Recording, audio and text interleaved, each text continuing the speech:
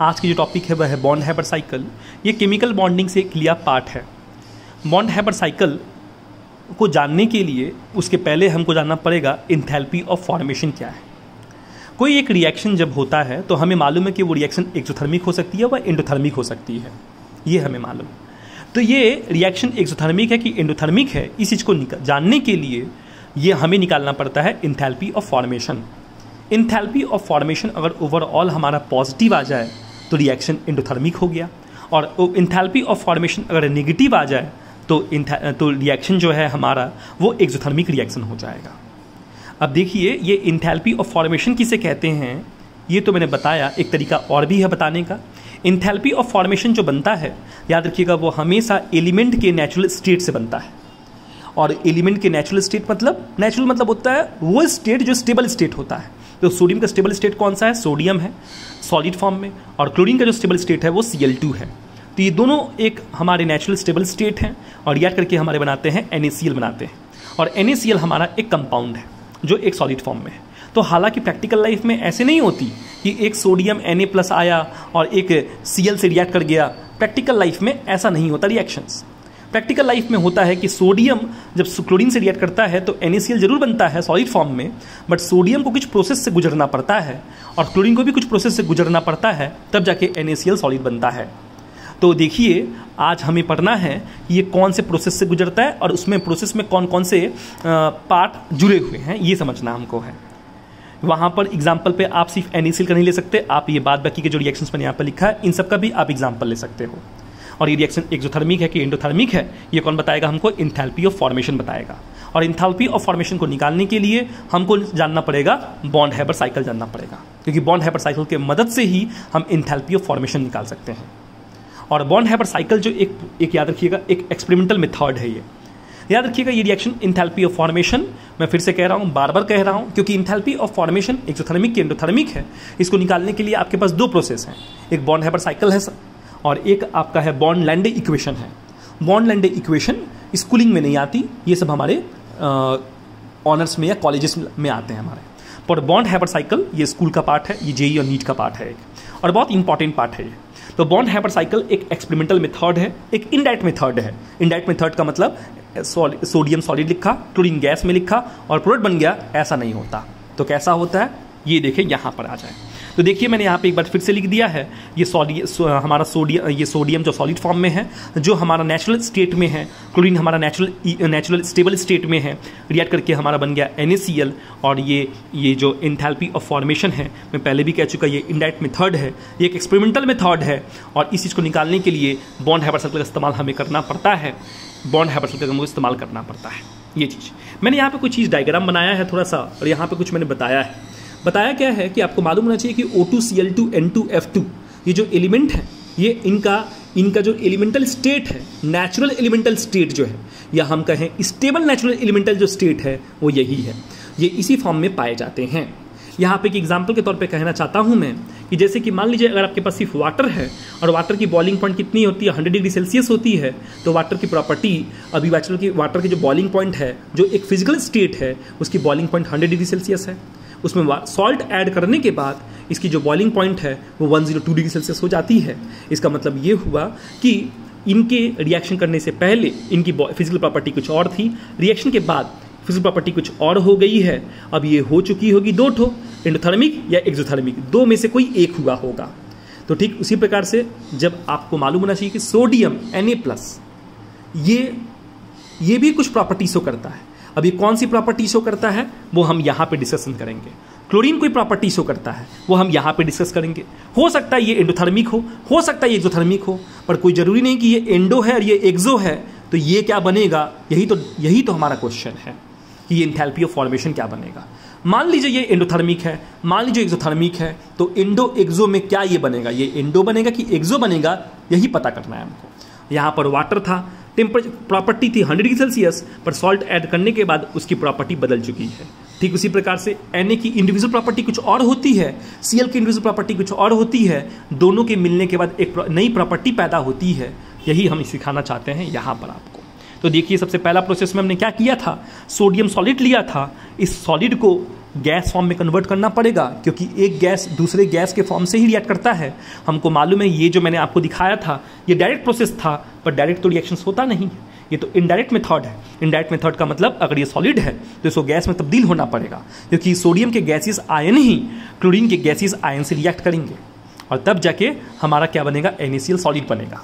तो हमने सोडियम लिया, सोडियम एक सॉलिड है और सॉलिड को गैस में तब्दील करने के लिए सब्लिमेशन प्रोसेस करना पड़ता है, मतलब हीट देना पड़ता है। और सब्लिमेशन प्रोसेस जो होता है वो एक एंडोथर्मिक प्रोसेस होता है, एंडोथर्मिक होता है। और जो हमने ओवरऑल इस रिएक्शन में हीट दिया है इसलिए मैंने प्लस लिखा है।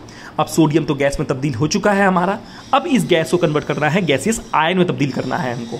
तो हमको मालूम ये है कि सोडियम Na+ एक मेटल है, और मेटल की प्रॉपर्टी क्या होती है, मेटल की प्रॉपर्टी होती है इलेक्ट्रॉन को लूज करना। देखिए सोडियम है ये, सोडियम की एटम नंबर कितनी 11 है, तो 281 लिख दिया मैं।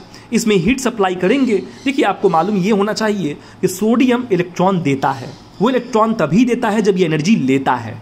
दोनों चीज़ बराबर होनी चाहिए, सिंपल सी बात है। बराबर का मतलब ये एनर्जी लेगा तो ही इलेक्ट्रॉन देगा। तो सिंपल सी बात है कि जब ये एनर्जी लेता है तो ये इलेक्ट्रॉन देता है। तो मैंने कुछ हीट दिया है एनर्जी के फॉर्म में, ये एंडोथर्मिक प्रोसेस है। और देखिए 281 था, अब 28 हो चुका है, इलेक्ट्रॉन इसने दे दिया है। हमें मालूम है, पीरियोडिक टेबल में हम पढ़ते हैं कि इलेक्ट्रॉन को लूज करने की टेंडेंसी को हम लोग क्या कहते हैं, IP या IE कहते हैं, जिसे हम लोग आयनेशन पोटेंशियल या आयनेशन एंथैल्पी कहते हैं। तो हमें समझ में आ गया है कि आयनेशन एंथैल्पी जो है वो एक एंडोथर्मिक प्रोसेस है, ये हमें समझ में आ चुका है। यहाँ पर मैंने ऊपर में डिफिनेशन लिखा है किसका, एंथैल्पी ऑफ फॉर्मेशन का। मैं पहले भी कह चुका था कि एंथैल्पी ऑफ फॉर्मेशन क्या है। ये एंथैल्पी ऑफ फॉर्मेशन, इसमें हीट रिलीज हो सकता है। अगर इसमें हीट रिलीज होता है तो वो रिलीज होता है, वो डिपेंड किसके ऊपर है, वो डिपेंड करता है इनके एलिमेंटरी नेचुरल स्टेबल स्टेट के ऊपर डिपेंड करता है। वही मैंने यहाँ पर डिफिनेशन में लिखा है, अमाउंट ऑफ एनर्जी रिलीज होगा अगर 1 मोल ऑफ कंपाउंड फॉर्म होगा, कहाँ से, इनके एलिमेंटल प्योर स्टेबल स्टेट से।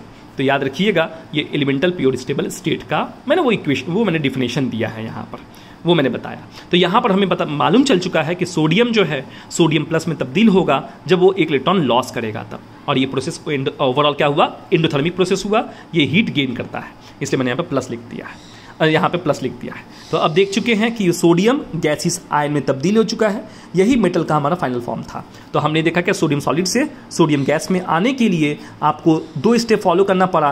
पहले उसे सब्लिमेट करना पड़ा और दूसरा उसको आयनेशन पोटेंशियल के फॉर्म, आयनेशन पोटेंशियल प्रोसेस में उसे गुजरना पड़ा। अब हम लोग आते हैं नॉन मेटल के केस में आते हैं। नॉन मेटल में यहाँ पर क्लोरीन आपको दिख रहा है। क्लोरीन जो देख सकते हैं एक डायटोमिक फॉर्म में है, ये इसकी एक नेचुरल स्टेट है।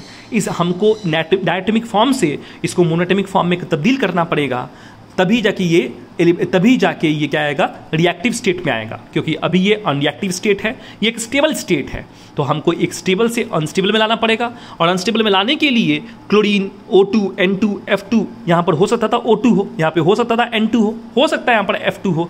कोई भी डायटोमिक मॉलिक्यूल हो या ट्राइएटोमिक मॉलिक्यूल हो या पॉलीएटोमिक मॉलिक्यूल्स हों, उनके पहले बॉन्ड को तोड़ना बहुत अनिवार्य है। तो मैंने इस डायटोमिक मॉलिक्यूल्स को पहले तोड़ा है, मैंने यहाँ पे लिखा है बॉन्ड डिसोसिएशन। इस बॉन्ड को तोड़ने के लिए कुछ हीट देना पड़ेगा, ये भी फिर से एक एंडो का ही एक हिस्सा है। मैंने तोड़ा और 2Cl बन चुका है। हमें मालूम है कि यहाँ पर सोडियम के Na+ 1 मोल आए हैं, या एक एलिमेंट ऑफ Na है, तो मुझे एक एलिमेंट ऑफ ही Cl चाहिए। यहाँ पर 2 ठो Cl है, हमें एक चाहिए, इसलिए हमने क्या किया, अगर हमको एक चाहिए तो हमको बॉन्ड डिसोसिएशंस को भी हाफ करना पड़ेगा। यहाँ पे बॉन्ड डिसोसिएशन एनर्जी जो है 2 क्लोरीन के एटम को तोड़ने के लिए लगा है, यहाँ पर 1 क्लोरीन के एटम चाहिए हमको, इसलिए हमने बॉन्ड डिसोसिएशन को 2 से डिवाइड कर दिया है। क्योंकि 1 क्लोरीन चाहिए तो 1 से डिवाइड करना पड़ेगा, ठीक है, 2 से डिवाइड करना पड़ेगा इसको, तो डिवाइड कर दिया मैंने, BD/2 कर दिया। तो ये हालांकि Cl में तब्दील हो चुका है। अब ये गैस फॉर्म में तब्दील हो चुका है, बट गैस में नहीं चाहिए, हमको आयन के फॉर्म में चाहिए। देखिए यहाँ पर सोडियम गैस फॉर्म में है, बट न्यूट्रल स्टेट में है, इसको न्यूट्रल से हमको आयनिक फॉर्म में लाना था। हमको मालूम है कि मेटल हमेशा मेटल कटायनिक फॉर्म में रहता है, और कटायनिक फॉर्म में आ चुका है। अब क्लोरीन की बारी आ गई है। क्लोरीन एक नॉन मेटल है, नॉन मेटल की प्रॉपर्टी होती है इलेक्ट्रॉन को एक्सेप्ट करना। तो क्लोरीन क्या करेगा, यहाँ पर इलेक्ट्रॉन को एक्सेप्ट करेगा। हमको मालूम है, जैसे कि मैंने अभी यहाँ पर आपको कहा था कि सोडियम इलेक्ट्रॉन देता है जब एनर्जी लेता है, इसलिए एंडोथर्मिक प्रोसेस है। ठीक vice versa metal electron, non metal electron लेता है जब एनर्जी देता है। तो याद रखिएगा बेटा, ये एनर्जी रिलीज करता है, ये एनर्जी रिलीज करता है। तो क्लोरीन एक नॉन मेटल है, ये इलेक्ट्रॉन लेगा और इलेक्ट्रॉन लेगा तो एनर्जी रिलीज करेगा। इस केस में क्या देखा था आपने? इस केस में आपने देखा था कि इलेक्ट्रॉन लॉस करता है जब एनर्जी लेता है। यहाँ पर क्या देखा था आपने? जब ये इलेक्ट्रॉन लेता है तो एनर्जी रिलीज करता है। तो नॉन मेटल याद रखिएगा हमेशा जब अपना पहला इलेक्ट्रॉन एक्सेप्ट करते हैं तो वो हमेशा एक्सोथर्मिक प्रोसेस ही अपनाते हैं। My point should be noted. मैंने क्या कहा? जब क्लोरीन अपना पहला इलेक्ट्रॉन, क्लोरीन नहीं, जब कोई भी नॉन मेटल अपना पहला इलेक्ट्रॉन लेता है तो वो एनर्जी रिलीज करता है, मतलब वो एनर्जी रिलीज करता है, मतलब वो रिएक्शन एक्सोथर्मिक होता है।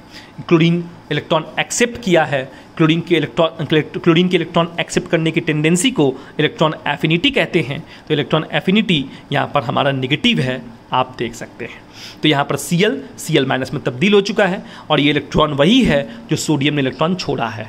तो देखिए यहाँ पर मैंने इक्वेशन को लिख के दिखाया है, यह बन गया आपका Cl माइनस। अब Cl माइनस ये एक अनायनिक फॉर्म में आ चुका है, ये एक अनस्टेबल है, ये एक अनस्टेबल और ये भी एक अनस्टेबल, गैसियस फॉर्म में दोनों हैं।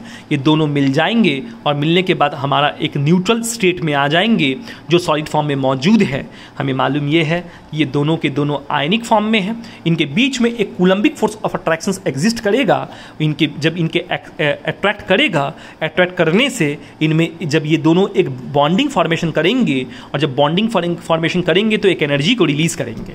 जब ये दोनों जितने पास आएंगे उतना फोर्स ऑफ अट्रैक्शन बढ़ेगा और जितना अट्रैक्शन बढ़ेगा उतना एनर्जी रिलीज होगा और एनर्जी जो रिलीज होता है उसे हम लैटिस एनर्जी के नाम से जानते हैं। हम मालूम है, मैंने भी क्या कहा, एनर्जी रिलीज होगा तो रिलीज होगा मतलब ये भी एक एक्सोथर्मिक प्रोसेस है।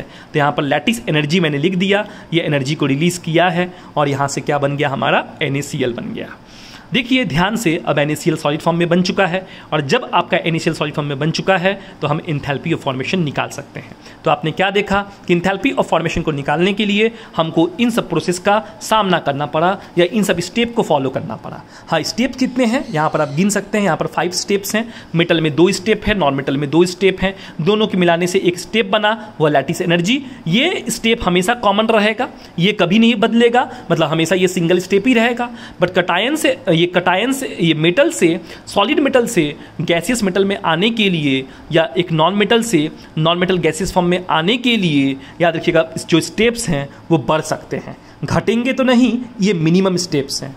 तो मिनिमम स्टेप मतलब एंथैल्पी ऑफ फॉर्मेशन को पाने के लिए आपको 5 स्टेप्स अभी देखने को मिला। सब्लिमेशन, आयनेशन पोटेंशियल और बॉन्ड डिस्ट्रीब्यूशन एंथैल्पी और इलेक्ट्रॉन एफिनिटी और लास्ट में लैटिस एनर्जी आपको देखने को मिला। ये अभी मैंने लिख दिया कि एंथैल्पी ऑफ फॉर्मेशन को पाने के लिए हमें ये 5 स्टेप को फॉलो करना पड़ेगा, जिसमें स्टार्टिंग के ये 3 स्टेप हैं वो एंडोथर्मिक है, हमको हीट देना पड़ा है इसमें। तो देख सकते हैं यहाँ पर लिखा है मैंने, सब्लिमेशन एनर्जी एंडोथर्मिक है, आयनेशन पोटेंशियल एंडोथर्मिक है, बॉन्ड डिस्ट्रीब्यूशन एंथैल्पी भी एंडोथर्मिक है, बट हमारा यहाँ पर इलेक्ट्रॉन एफिनिटी एक एक्सो था और लैटिस एक्सो था। इन सबको जोड़ने से, इन सबको ऐड करने से जो निकलेगा वो हमारा एंथैल्पी ऑफ फॉर्मेशन।